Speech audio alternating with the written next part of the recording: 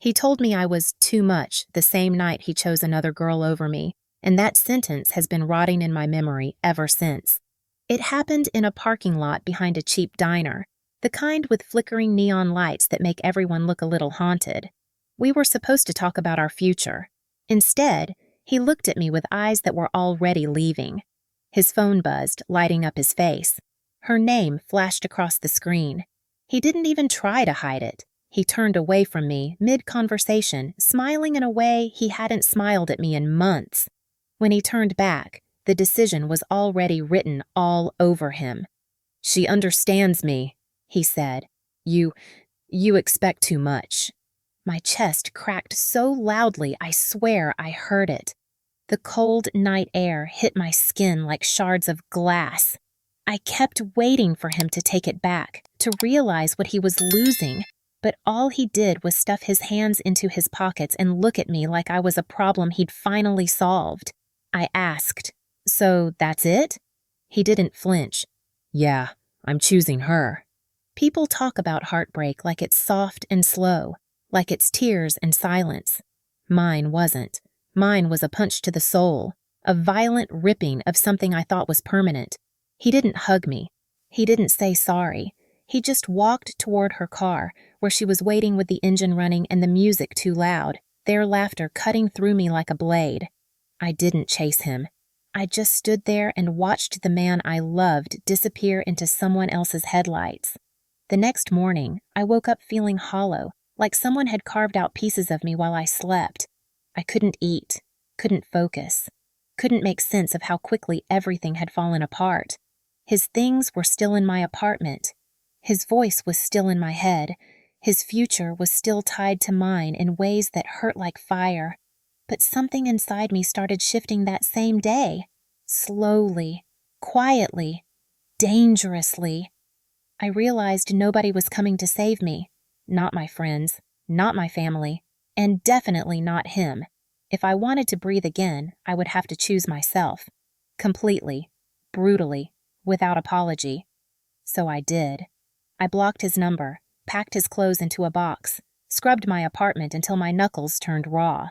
I filled my space with silence, then rebuilt myself inside it. One day at a time.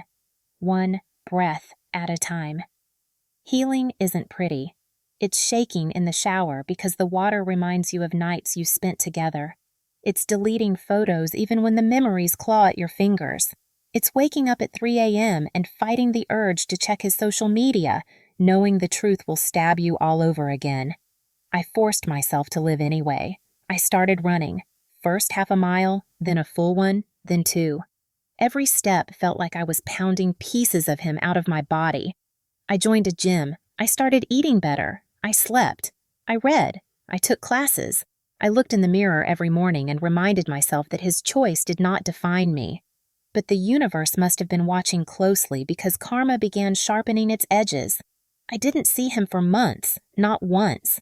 And then one night after a long workout, I stopped by a small cafe. My hair was tied up. My face was flushed. Sweat still clung to my skin. I probably looked a mess.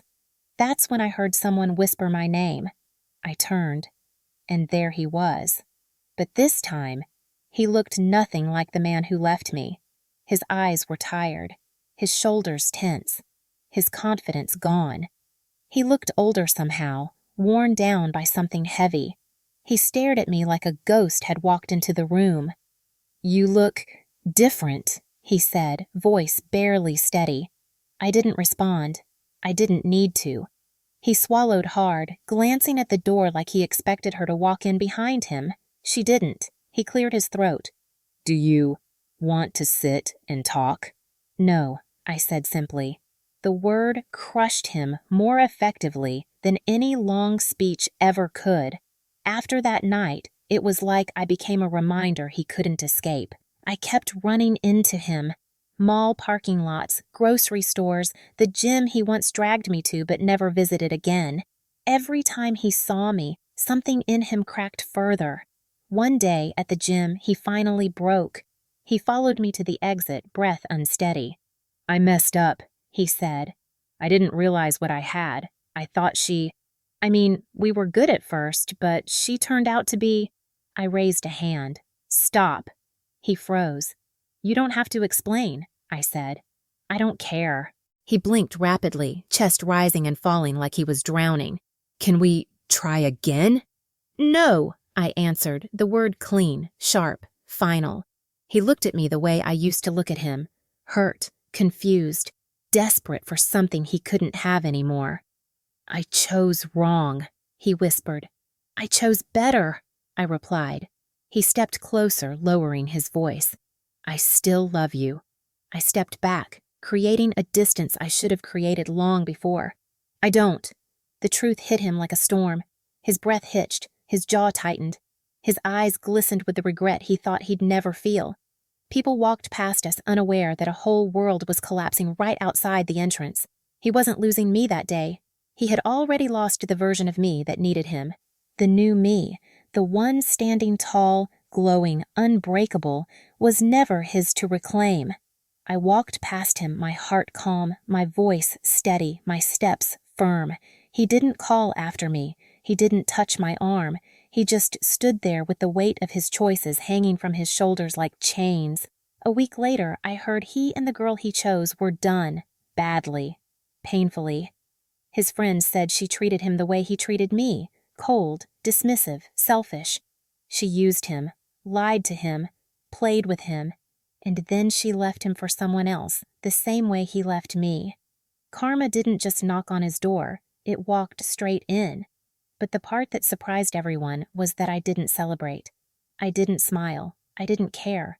Because the best revenge wasn't his heartbreak. It was my freedom.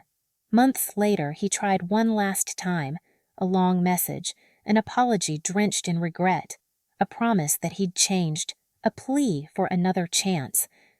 I didn't reply. I didn't owe him closure. I didn't owe him anything.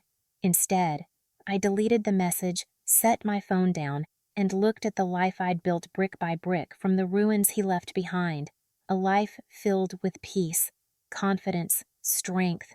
A life where my worth didn't depend on someone else choosing me, because I had finally chosen myself, and karma chose him.